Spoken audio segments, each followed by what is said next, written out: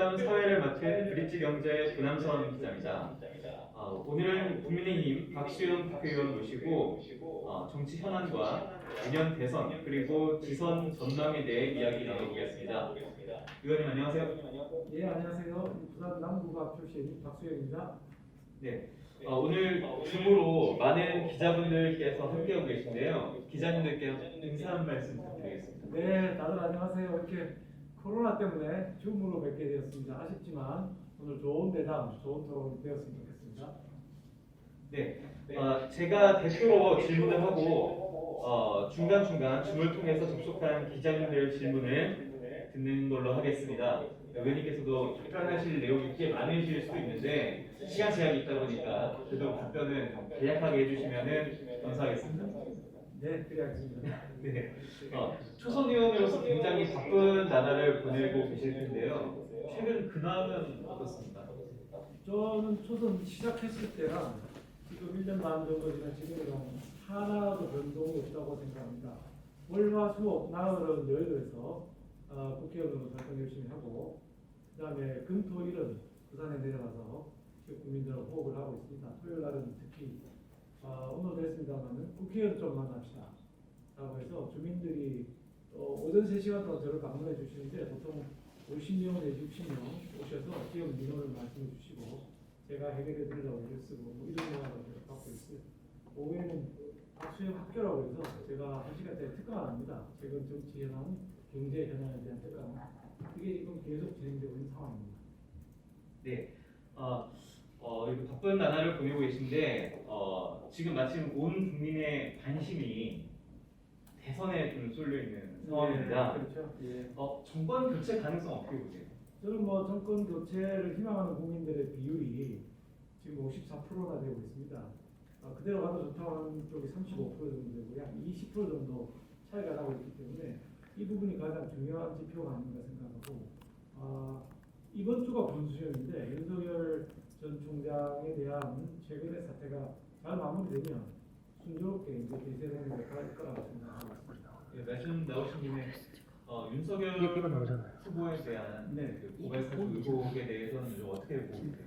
저는 이제 수사가 좀 더 진행돼야 할 것이지만 지금까지 나온 거는 조상진이라고 하는 그 변호사의 얘기 한마디만 가지고 사태까지 왔는데 그분이 그동안의 정치력을 보여준 행태를 보면 진실과 사실과보다는 공작과 조작을 많이 했던 이력을 가진 분이기 때문에 그분 말씀 한마디만 가지고 언론이 움직이고 검찰이 움직이고 공수처가 움직이는 지금의 상황이 매우 비정상적이다. 이렇게 보고 정치 공작의 문제가 너무하다 이렇게 보고 있고요. 공수처가 한만에 우리 전력 국회의원의 사무실을 압수수색한 것은 역사적으로도 없는 일이니와 현직 국회의원의 사무실 그렇게 근거 없이 압수수색하고 동의를 얻었다고 주장하면서 압수수색을 했습니다. 근데 사실 공무원이 나타나서 동의를 없다 이렇게 얘기했거든요. 이런 모든 것들이 비정상적으로 돌아오고 있다. 즉 민주당에서 실종 가능성이 매우 낮다. 윤석열을 제거하지 않으면 이익을 줬다고 보기 때문에 굉장히 무리수에 두고 있습니다. 조성원 씨가 20일 전에 럭셔츠 국회의원을 만난 사람이 박지원 국정원장이라는 것도 중요한 단서가 될 수 있을 거고. 네, 사건의 조작 가능성 그리고 의혹이 약간 무리한 의혹들이다 이런 말씀을 해주신 걸로 알아듣겠습니다. 최근 대선 후보 압박 면접이 유튜브로 진행이 됐었는데 의원님께서 함께 보셨습니까? 네, 맞습니다. 어떻게 보셨어요? 일부 재미있는 부분들도 있었고요. 일부 조금 좀 어색하고 무리한 부분도 있었는데 저는 어떤 방식으로든지 간에 우리 후보들을 국민들한테 선보이는 기회는 필요하다고 생각하고요. 더 좋은 방식도 있겠지만 이 정도 방식으로 지금 14명이나 되는 후보들을 보여주는 데는 성공적이었다 이렇게 보고 있습니다. 일부 반발하는 분들 계시는데 방식이나 심판에 대해서 선수가 자꾸 불만을 얘기하는 게 아니에요. 어떤 방식이 주더라도 자신의 최선을 다하는 게 답이라고 생각합니다. 네. 그 말씀 나오신 김에 한 가지 더 여쭤보면 이준석 대표와 사이는 어떻습니까? 초선 의원이라서 좀 더 사이가 좋다거나 이런 게 있죠? 저요? 네. 저는 이준석 대표랑은 방송도 같이 했고 하버드 대학교는 창의입니다. 그래서 가까운 사이라고 볼 수가 있고 그런 걸 떠나서 당대표니까 어떤 방식으로든지 당대표로 선출된 사람이기 때문에 우리 모두 힘을 모아서 정권 교체라고 하는 대의를 하면서 가야 되지, 나이가 어디가 뭐 판단이 미숙하다 해서 자꾸 내부 투쟁을 하는 거, 내부 총질하는 거는 정당으로서 적정한 방법이 아니다 라고 생각합니다.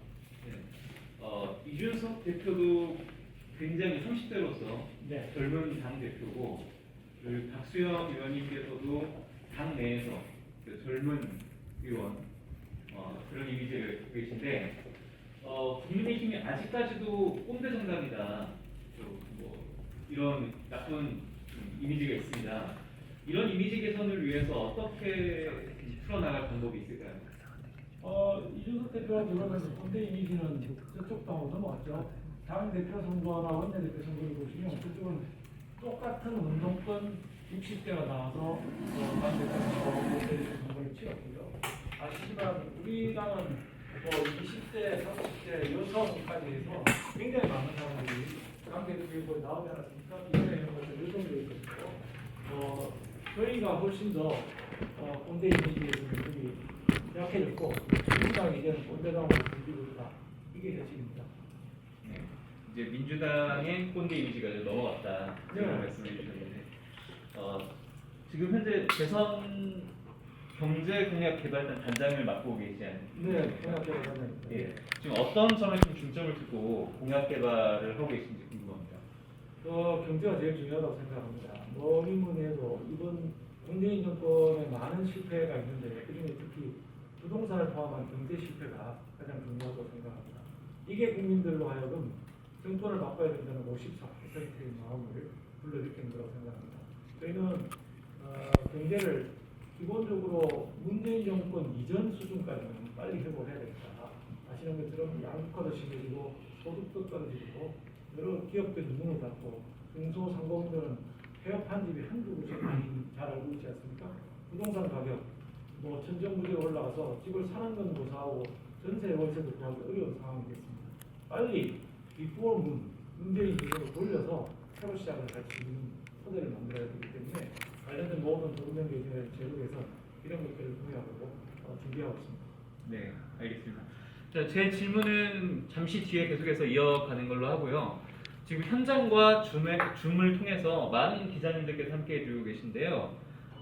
지금 박수영 의원님께 대선이라든지 내년 지선이라든지 그리고 남부 각 지역 현안이라든지 궁금하신 사항이 있으시면은 손을 들고 질문을 해주시면 감사하겠습니다. 혹시 질문 있으신 기자님 계십니까?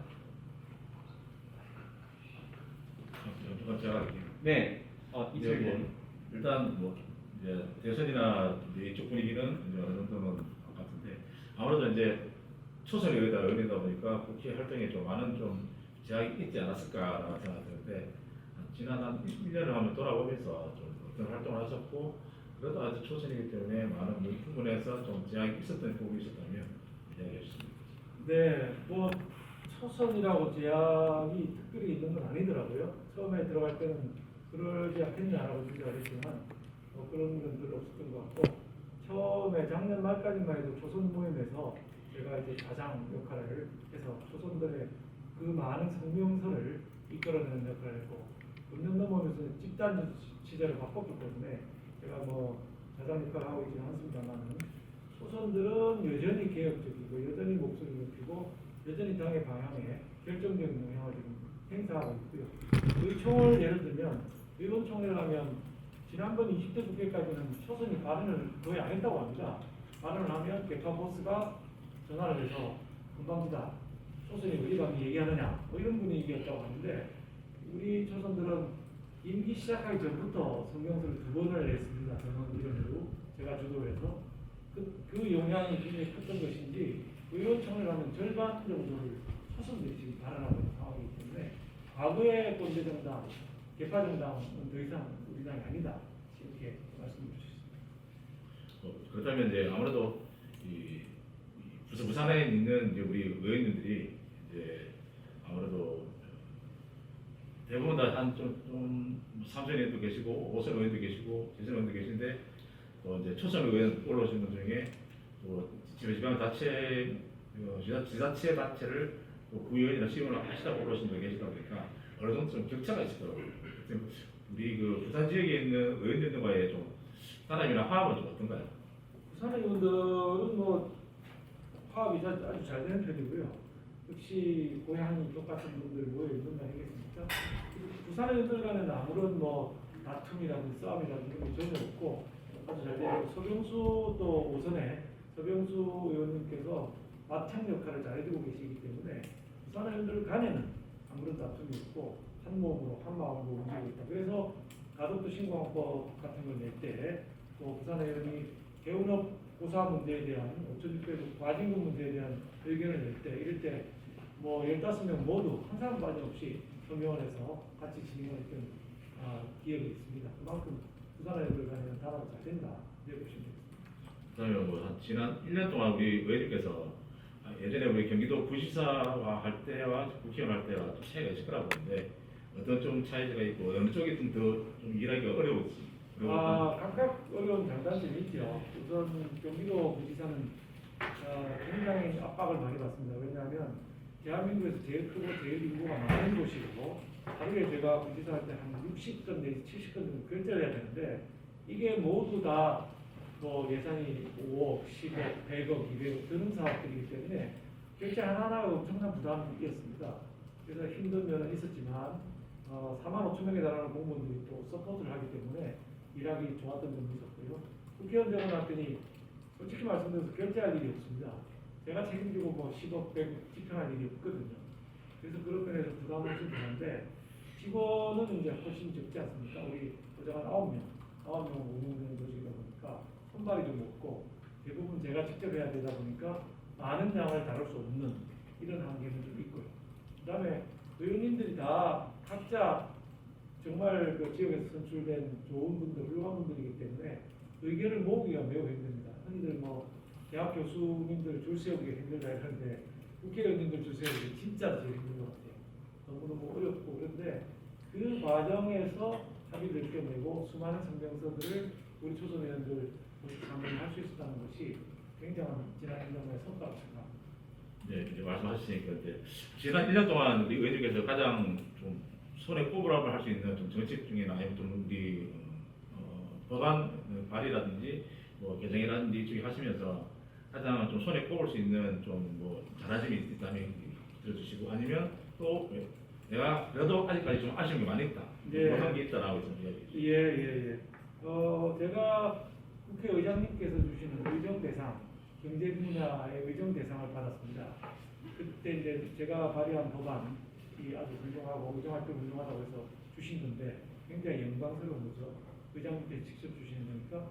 근데 그때 그 법안이 뭐였냐면 그 리쇼링 법이라고 해서 해외 이전돼 있는 기업들이 한국에 돌아올 때 혜택이 너무 없습니다. 그래서 안 돌아오기 때문에 이 경우에 어떻게 만들어야 잘 돌아올 수 있겠는가는 것을 법으로 만들었는데 리쇼링법 이 개정법이 아주 효과적이어서 이 굉장히 의미 있는 법이라고 생각하고요.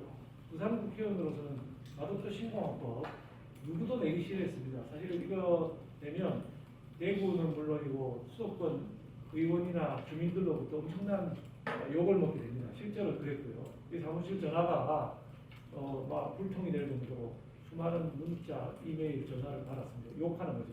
왜 부산만 잡는 잘 살고 하느냐. 그렇지만 이 법을 순조롭게 통과를 이렇게 시켜서 그것도 굉장히 뭐 의미 있는 활동이었다고. 아쉬운 점은 제가 낸 법안 중에 아주 중요한 법이 아직 논의가 안 되고 있는 것들이 있습니다. 뭐 여러 개 있는데 그 중에 대표적인 것이 국회의원 3선만 하자는 법안을 제가 대표 발의했습니다. 3번만 하자. 4번씩 이렇게 할 것 같다. 12년이면 자기가 가진 능력 충분히 쏟아낼 수 있고 끝나고 나면 어디가 봉사활동을 하든지 경험이 많이 축적됐으면 광역단체에서 장을 나가든지 대통령을 나가든지 하면 되지. 국회의원은 나도 7선, 8선, 9선, 10선까지 하느냐 하는 법안을 했는데 이게 대부분 의원들이 반대해서 제가 욕을 엄청나게 먹었고 상정이 안 되고 있습니다. 법안을 하려면 상임위에서 상정을 해야 되는데 이 법안은 아예 상임위원장이 상정을 안 시키고 있어서 그냥 지금 국회에 계류만 돼 있는 상황이 있어서 한 발짝도 못 나오고 있습니다. 상당히 아쉽게 생각합니다. 또 이제 한 가지 더 아쉬운 점이 있다면 아무래도 이제 좀 우리 의원님께서 당내에서도 좀 입지도 굳히게 가시면서 1년에도 이제 그 고정한 사태 때문에 좀 많은 조금 이제 모든 단직에서 때려줬겠다고 하시고 그 입장을 밝힌 분들 계셨는데 그 부분에 대해서는 좀 지금도 좀한 번씩 좀 더 네, 모 방송사의 보도였다는 보도였는데 이 보도 내용은 50%는 사실이고 50%는 가짜 뉴스입니다. 이 섞여 있는 상태로 그런 보도를 한다는 데 대해서 굉장히 유감스럽다. 팩트는 확인하고 해야지 팩트 아닌 걸 그렇게 보도를 해서 저와 제 보좌 직원의 명예를 훼손한 부분에 대해서 굉장히 유감스럽고 법적 조치를 취할 예정입니다.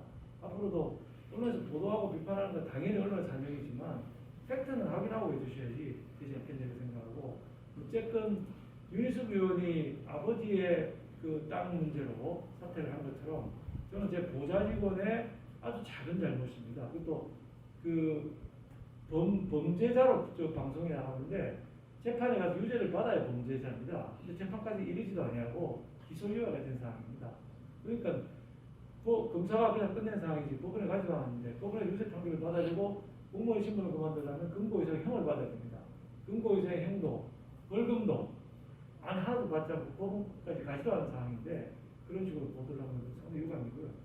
어쨌든 그래도 저는 그 윤희숙 의원 사퇴한 것처럼 저도 당직에서 모두 사퇴를 했습니다. 어쨌든 제 부자 직원의 잘못이 조금 있었으니까 그렇게 정리를 한 것이죠. 네, 그 어떤 초선 의원으로서의 고충과 그리고 최근에 있었던 어떤 불미스러운 일에 대해서 해명까지 해주셨는데요. 다른 기자님들께서도 질문이 있으시면 손을 드시면 제가 호명을 해드리겠습니다. 네, 파이낸스투데이 최재경 기자님. 예, 파이낸스투데이 최재경 기자입니다. 지금 국민의힘 윤희숙 의원이 국회의원 사퇴 의사를 밝혔고요. 그 따라서 윤석열 대선 후보 때문에 좀 묵직감이 있습니다. 대선 후보 이낙연 의원도 사퇴를 밝힌 이 과정에서 본회의 의견이 진행될 것으로 보이는데 윤희숙 의원 사퇴가 여당의 큰 압박과 고민이 될 것으로 보이는데 의원님은 어떤 생각이 있는지 의견을 듣고 싶습니다. 네, 여당인 민주당에서도 12명의 부동산 투기 혐의자가 나왔습니다.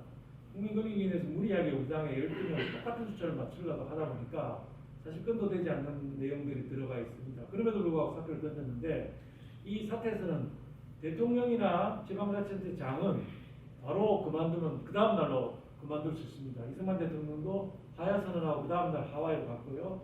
최규하 대통령은 오전에 하야 성명을 내고 오후에 자기 집으로 갔습니다. 자, 대통령과 광역자치단체장은 막 그만둘 수 있는데 국회의원은 왜 국회 의결을 요하게 하느냐? 이 부분에는 전 잘못이 있다고 법 개정을 현재 내놓은 상황이고요. 그만두겠다고 해야 바로 처리를 해줘야 되는데 민주당이 처리를 못하는 속내는 자기들은 잘못한 12명인데 한 명도 그만두지 않았단 말이에요.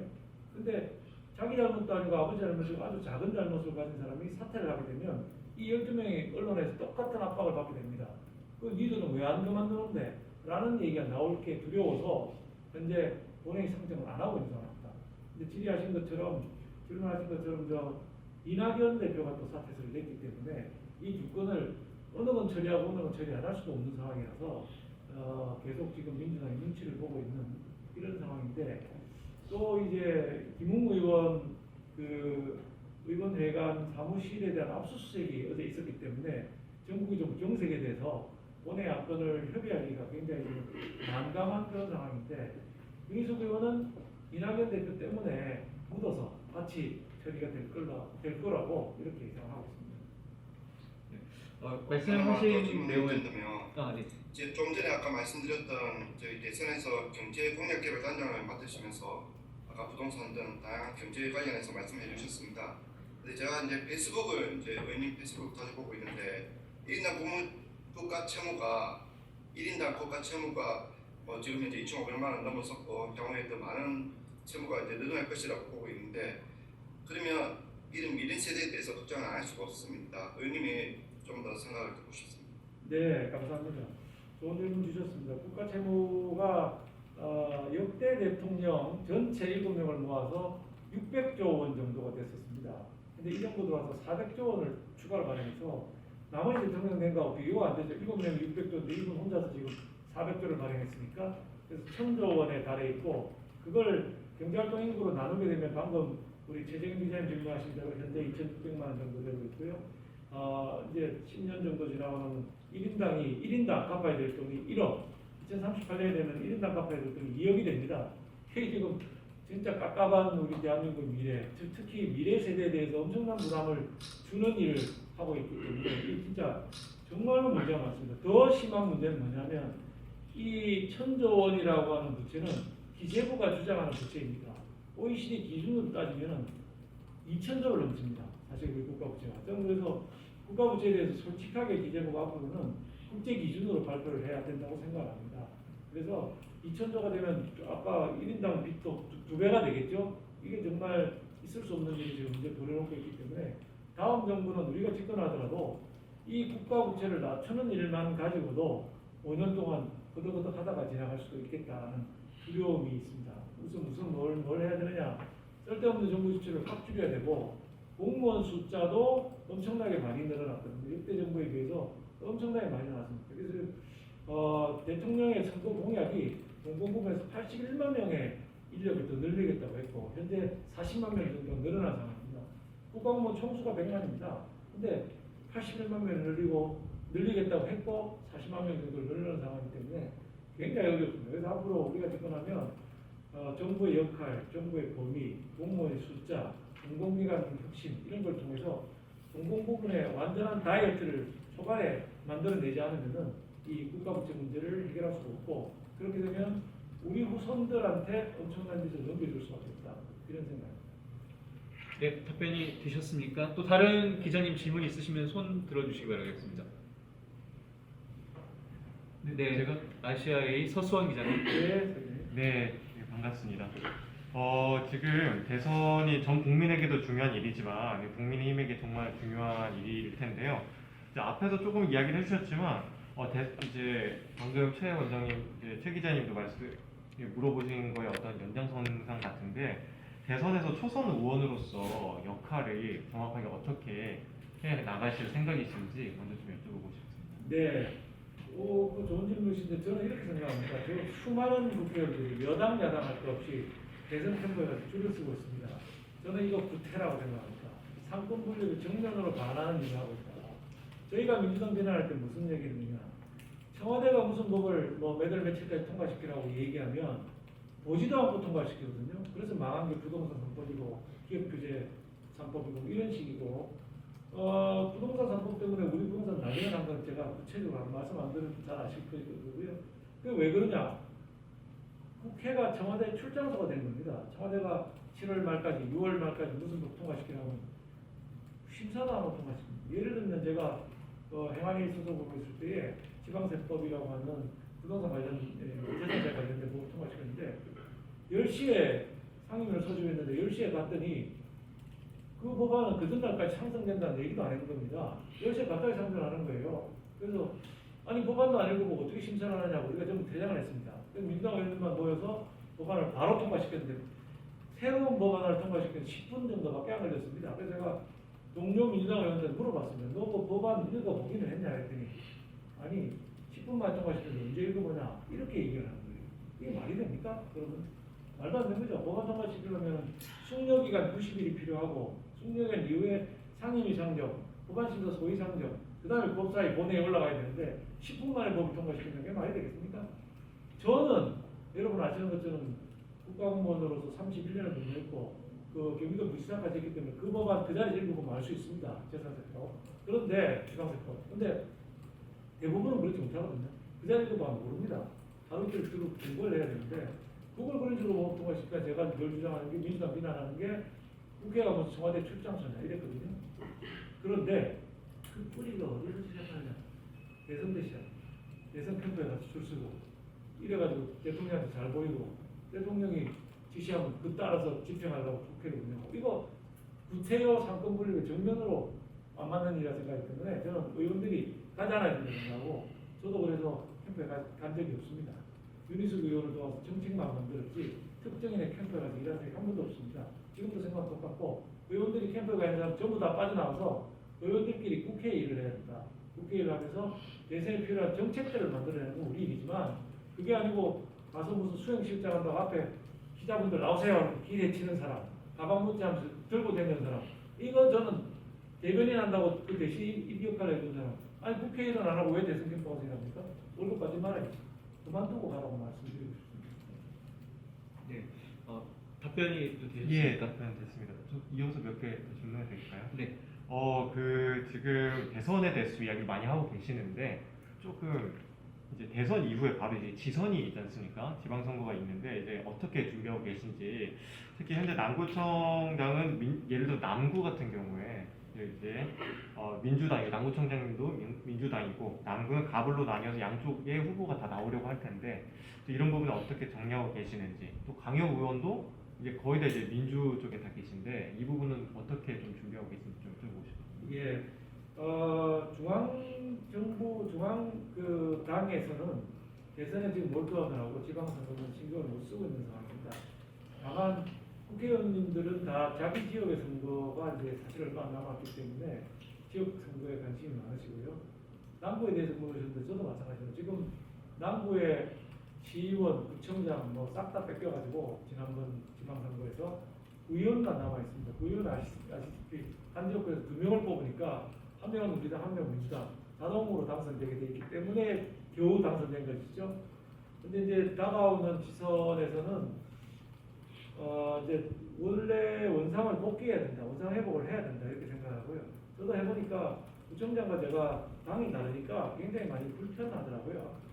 구청장은 제가 당의 그 타이틀을 달고 나와서도 안 되고, 나왔다면 버리고 중립적인 입장에서 구의 발전을 위해서 일을 해야 되는데 현실이 그렇지 못하더라고요. 그래서 이번에는 구청장, 시의원까지, 의원은 어차피 반반 가져갈 텐데 까지 우리 당이 좀 찾아와야 제가 추진하고 있는 남구와 부산 발전을 위한 일들을 제대로 좀 추진할 수 있겠다 이런 생각을 갖고 훌륭한 분들 찾고 있습니다. 현재 전직 시의원, 구의원들은 10명의 의원들이 구청장을 희망하고 있고, 제가 개인적으로 또 민간의 전문가들, 변호사 출신, 교수 출신, 공무원 출신, 용원장 출신, 은행장 출신 등등에서 5명의 예비후보들을 만나서 좀 출마 준비를 하고 있는 상황입니다. 네, 마지막 한 가지만 더 질문드리겠습니다. 며칠 전에 그 이준석 대표가 이제 부산 방문을 했지 않습니까? 그때 이제 다양한 이야기를 하면서 앞으로 대선은 청년 계층, 또 여성 계층을 쥐고 있는 어떤 우리 그 이준석 대표 말을 빌리면 우리 국민의 힘이 이제 잡아갈 것이다 이렇게 이야기를 하셨는데 이제 청년이나 여성 신인 어떤 정치인이나 이런 것들에 대해서 어떻게 생각하시는지, 지선 후보로 이렇게 나오거나 하는 부분에 대해서는 부산 남구 쪽이나 이런 쪽이나 그래서 어떻게 생각하시는지 여쭤보고 싶습니다. 현재는 여성 후보는 반드시 한 사람을 내도록 되어 있습니다. 그런데 청년 후보는 할당이 안 돼 있거든요. 저는 청년 후보도 할당을 해야 된다고 생각합니다. 지금 근데 구의원에 시의원에 나오고 싶은 사람이 굉장히 많은데 제가 아무리 국회의원이지만 공천을 청년을 주면 난리가 납니다. 이게 10년, 20년 투자해서 자기 시의원, 구의원 하겠다고 하는 분들이 줄 서 있거든요. 그런데 청년을 주면 상당히 그 지역에서 견디기 어렵게 됩니다. 이 부분을 어떻게 돌파하느냐 하면 당에서 정하는 거죠. 청년은 무조건 하나 줘라. 30대 무조건 하나 줘라. 뭐 이렇게 규정을 정해놓으면 저는 당의 규정을 따르게 되고, 그러면 비난이 저한테 쏟아지지 않게 되거든요. 근데 지역에서 정치활동 하려면은 지역 국민들, 지역에 정치하는 사람들, 당원 동지들 뜻을 반해서 하기는 매우 어렵습니다. 그래서 저는 이준석 대표는 할당제를 반대하고 있습니다만은 이 부분에 대해서는 청년 할당과 여성 할당 반드시 필요하다 이렇게 생각합니다. 네, 감사합니다. 네. 또 다른 기자님들 질문 있으시면 손 들어주시면 설명해드리겠습니다. 질문했습니다. 네. 시사우리 신문 서진욱 기자님. 네, 고맙습니다. 그 이번에 이재명 후보가 지역 화폐 확대 발행 관련돼서 공약을 했는데요. 지금 이제 부산시에서도 그렇고 남구에서도 그렇고 공백전이나 오륙도 페이 등도 발행을 하고 있는데, 이제 평상시에 이제 의원님께서는 지역 화폐 관련돼서 강하게 비판하셨는데 어떻게 생각하시는지 생각 궁금합니다. 네, 이 지역화폐에 관해서는 사실 얼핏 보면 모든 정치인들이 얼핏 보면 지역화폐를 도입하니까 지역 상권이 살아난다고 생각을 합니다. 근데 그게 아니라는 것이 우리 국책연구소인 조세재정연구원 보고서가 나왔고요. 이 문제에 관해서 제가 강하게 지역화폐 안 된다고 드라이브를 걸은 사람입니다. 이재명 지사의 경제공약의 두 축이 1번이 기본소득이고 2번이 지역화폐인데 1번 기본소득은 유미숙 의원에서 거의 뭐 작살이 나서 이제 얘기도 별로 잘 안 하고요. 2번이 지역화폐인데 이건 제가 13번에 걸쳐서 이재명 씨를 공개했기 때문에 이것도 좀 뜸하더니 요새 윤희숙 의원과 제가 말을 안 하니까 또 살아나는 이런 경우입니다. 자, 지역화폐는 이재명 씨가 성남시에서 시작을 했습니다. 지역화폐를 세계적으로 제일 먼저 시작한 사람은 로버트 오웬이라고 하는 사회주의자입니다. 이거는 정부를 뒤집기 위해서 국가 무시하고 지역의 화폐를 만들어야 된다고 해서 시작한 것이고요. 성남에서 시작했는데 성남만 할 때는 효과가 있습니다. 왜냐? 주변에 있는 수원, 소송기자님 수원 분이시죠? 성남협회 수원, 용인 뭐 이래 있는데 이런 그 지역에 있는 사람들이 소비를 수원에 성남에서 하게 되는 거죠. 성남만 발행했기 때문에 성남 거는 최소한 밖으로 안 나가지 않습니까?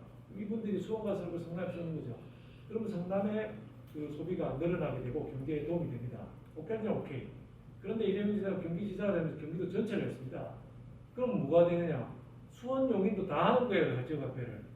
그러면 효과가 하나도 없는 거죠. 지금 전국이 하고 있거든요. 전국이 하면 이게 도대체 무슨 효과가 있습니까? 하나만 할 때 효과가 있어요. 성남시 하나만 할 때 효과가 있는데 지금 전체적으로 하기 때문에 소위 지역 간 부의 이전이라는 효과는 제로입니다. 제로. 그러니까 의미가 없는 거죠. 그런데 이거 발행하는데 돈이 얼마나 드냐? 행안부 보도자료에 가면은 관리 비용이 3%가 된다고 합니다. 3%. 1조를 발행하면 300억을 어떤 놈이 먹는 거예요. 누가? 중간 발행하는 회사가 먹는 겁니다. 그 회사 그냥 저도 그 회사 차리고 싶은데요. 앉아서 가만히 앉아있으면 돈이 따따따 생기는데 이런 짓을 왜 하냐? 제2의 태양감이다. 저는 이렇게 보고 있고요. 그 다음에 이재명 지사가 제가 이렇게 논박을 하니까 얘도 뭐 롯데마트나 하이마트 같은 큰 기업들에서는 못 쓰고 지역 상권에서만 쓰기 때문에 있는 놈의 돈을 없는 사람들한테 옮기는 효과가 있다. 이렇게 지금 이재명 지사가 답변하고 있습니다. 근데 그것도 허구입니다. 왜냐? 대형마트 있지 않습니까? 대형마트 이게 재벌이 운영하는 게 아니고요. 주인은 재벌인데 거기에 납품하는 사람이나 매대에서 일하는 사람들은 92%가 소상공인이나 농업법인입니다. 자, 백화점 파는 물건을 전부 대기업이 만듭니까? 아닙니다. 소상공인들이 만들어서 납품하고 수산업자가 잡아서 납품하고 농업법인이 재배해서 납품하는 거예요. 그런데 여기가 망하면은 그 납품하는 사람 다 망하는데 이게 92%가 소상공인입니다. 그런데 겉보기는 재벌에서 빼가지고 소상공인한테 보내는 것 같지요. 천만에. 안에 내용을 보면 소상공인이 망하기는 마찬가지입니다. 근데 이 짓을 왜 하냐? 차라리 돈 나가는 정이 낫지. 이게 현금 살포보다 더 못한 정책이 지역화폐입니다. 관리비 들고 기업 망하게 하는 사람들의 선택권을 제한하는 뭐 여러 가지로 문제가 많은 정책이 틀림없습니다. 제가 대통령 되어서 부산시장되면 당장 없어집니다. 네, 다시 인터뷰 재개하도록 하겠습니다. 말씀하시는 중간중간 이야기를 좀 들어보면 박수민 의원님 상당히 개혁적인 성향이 좀 있으신 것 같습니다. 또 경제적으로는 보수지만 또 정치적으로는 좀 개혁 성향도 있으신 것 같은데 국회에 진출해서 내가 이것만큼은 좀 고쳐보고 싶다 이런 게 있으셨는지 궁금합니다. 너무 많죠. 대한민국을 위한 변화가 필요하고요. 그 다음에 국회를 위한 변화도 필요하다고 생각합니다. 제가 경제적으로는 보수라고 하셨는데 경제적으로도 저는 뭐 바꿔야 될 거는 확실히 바꿔야 된다고 생각하는데 우리나라 경제 세 가지의 문제가 있습니다. 뭐 무슨 문제냐? 1번 세금입니다. 세금. 세금 너무 많이 걷고 있어요. 세금 많이 걷고 낭비하고 있는 이 문제. 2번이 규제입니다. 무슨 기업을 하고 싶어도 규제가 많아서 되질 않는 거죠. 그래서 외국으로 나가버리고 좋은 아이템이 나가고 기업이 나가는 거. 3번이 노조입니다. 노조. 민노총 정교조 체제에서 이런 식으로 기업 운영을 하게 만들어서는 대한민국 경제가 살아날 수가 없다고 생각합니다. 그래서 우리 국민의힘이 집권하면은 국민 일반으로부터 세금을 깎아줘야 됩니다. 전부 부동산세부터 시작해서 상속세까지 너무 징벌적으로 많이 돼 있습니다. 규제 이거 새로운 규제는 전부 네거티브 규제로 만들어줘야 됩니다. 즉 이거 세 개는 못하는 거 나머지는 다 해도 돼 이런 방식으로 바꿔야지 지금처럼 포지티브 규제라고 해서 한 7개 쭉쭉쭉 나열해놓고 여기에 안 들어가 있으면 넌 사업 못해. 그러니까 국회의원들한테 맨날 8번째 넣어달라고 막 기업에서 땀내기 많이 들어오게 되거든요. 근데 포지티브 규제가 아니라 네거티브 규제로 해서는 안 되는 행위만 빼놓고 나머지는 다 할 수 있는 방향으로 풀어줘야 된다고 생각합니다. 세 번째가 이제 노조인데 민노총 정교조가 우리나라에 얼마나 큰 해악을 미치고 있는지 여러분도 잘 아실 겁니다. 정교조 교육이 학생들 학력은 떨어지고 사회에 대한 관심도 따뜻한 배려의 눈도 못 가지고 투쟁적으로 만들고 있고요. 대한민국 역사 왜곡시키고 있습니다. 민노총 최근에도 그런 사태가 있었지만 민노총 때문에 택배 그 점주 자살 사건이 일어났었습니다. 이게 무슨 노조입니까? 이 세 가지 문제, 세금 규제의 노조 손대지 않으면 대한민국 미래가 없다고 생각합니다. 네. 바꿔야 될 것들에 대해서 말씀해 주시고 정치적인 소신까지 말씀을 해주셨는데 앞서 저희 쉬는 시간 이전에 이제 질문들에 대한 답변을 하시면서 중간중간 내가 대통령이면 이런 말씀을 하셨습니다. 예. 사실 모든 정치인들이 다 마찬가지겠지만 우리 박소연 의원님도 좀 더 다른 큰 꿈을 꾸고 계신 게 아닌가 어떤 그런 게 있으신지요? 제가 아직 초선 의원밖에 안 돼서 자세하게 구체적인 말씀드릴 수는 없습니다만 저는 이번 대선을 보면서 여러 가지 생각하게 됩니다. 여야해서 약 20명 이상의 후보들이 나와 있는데 과연 저분들한테 나라 맡겨도 제대로 돌아가겠는가 하는 생각이 있고요. TV 토론 제가 열심히 봅니다. 보는데 답을 저렇게밖에 못하나? 나 같으면 훨씬 더 잘 답하고 더 좋은 정책을 내놓을 수 있겠는데 이런 생각이 자꾸 드는 건 사실입니다. 아시는 것처럼 제가 30년 공직 생활을 했고 마지막에 경기도 경제투자실장과 부지사 해서 6년을 했는데 이게 저한테는 황금 같은 경험이었다고 생각합니다. 힘들었지만 대한민국의 가장 심장이라고 할 수 있는 경기도 이걸 6년 동안 운영해봤다는 점에서 경기도에 다 있습니다. 서울에는 없는 군, 환경, 그 다음에 생산 대기업, 삼성전자, 현대자동차, LG전자 전부 경기도에 있습니다.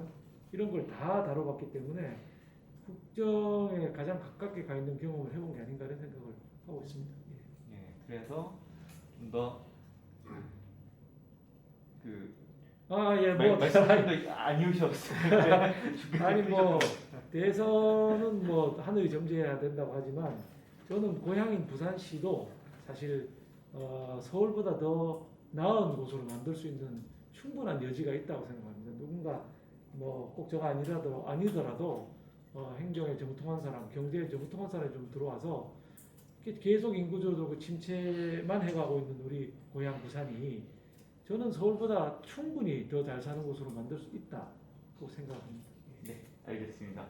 자, 계속해서 기자님들 좀 질문을 좀 받아봤으면 좋겠는데요.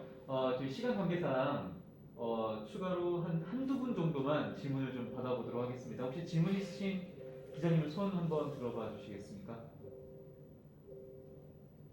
네, 김재윤 기자님 마이크 켜시고 질문 부탁드리겠습니다.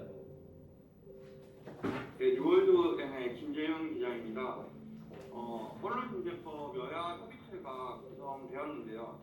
민주당이 추진하는 이 법안에 대해서 어떤 생각을 가지고 계시고 또 향후 전망은 어떻게 보시는지 궁금합니다. 네, 언론중재법은 저는 이게 민주주의 국가에서 있을 수 없는 법이라고 생각을 합니다. 기자분들이 취재를 하는데 확실한 기사 아니면 내지 말라는 건데 의혹 제기도 못하게 만들고 있는 것이거든요. 그래서 언론 자유라는 것은 절대적 자유에 해당하는 부분이기 때문에 미국 수정헌법은 제1조가 언론의 자유입니다. 1조. 미국 헌법의 1조가 언론의 자유. 그만큼 중요한 조항이기 때문에 언론으로 하여금 소위 기사를 못 내게 만드는 징벌적 보상제도. 이거는 예를 들면 지금 윤미향 의원이 정의연 사태에 대해서 사실을 보도한 기자에 대해서 9억 원의 손해배상을 지금 청구해놓고 있습니다. 그러면 징벌적 손해배상하면 5배, 5구 45억을 기자 개인한테 소송을 제기한단 말이에요. 그러면은 겁이 나서 누가 기사를 쓰겠습니까?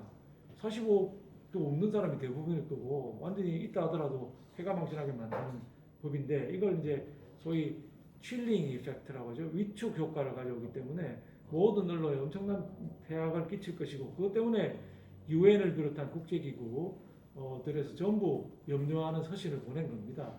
그런데 통과될 거냐 안 될 거냐 저는 이 정부가 무조건 통과시킬 거라고 봅니다. 이런 법이 한두 개가 아니고 그동안에 여러분 보신 것처럼 기립표결로 해서 토론도 없이 통과시킨 법이 한두 개가 아니거든요. 그래서 이 법도 역시 마찬가지로 목표가 뚜렷하기 때문에 즉 그만두는 문재인 대통령을 겨냥한 기사를 못 쓰게 하겠다는 것이 뚜렷하기 때문에 이 법을 반드시 통과시킬 거라고 봅니다.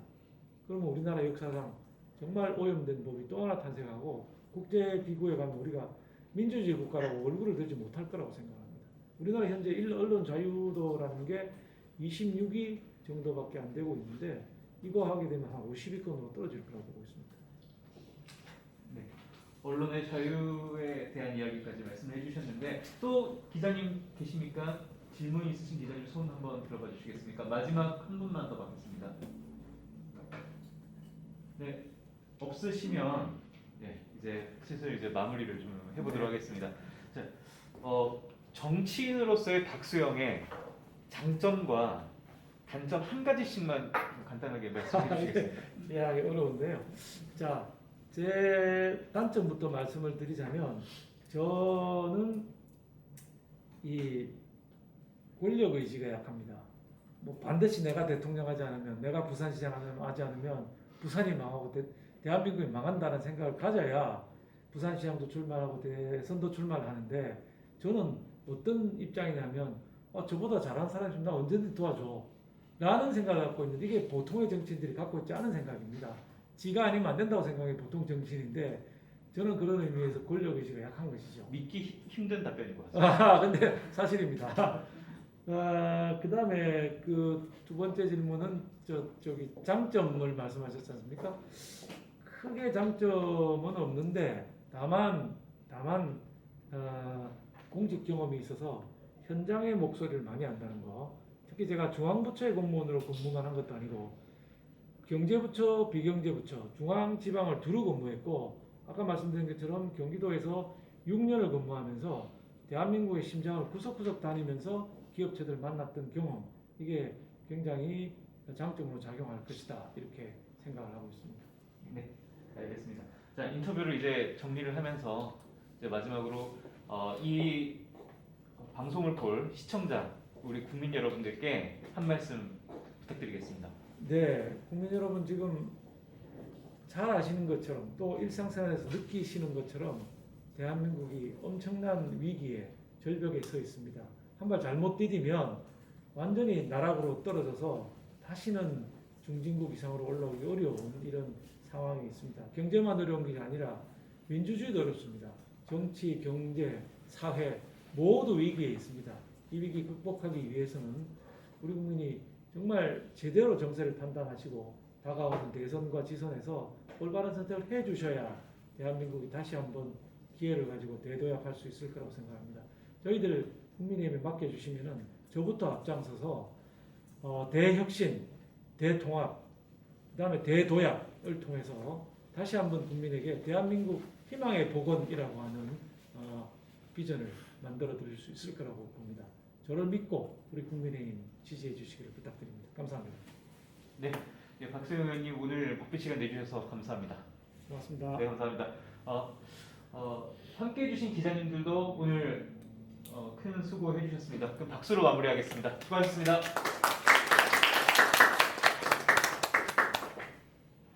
의원님 이게 번외 질문인데요. 예.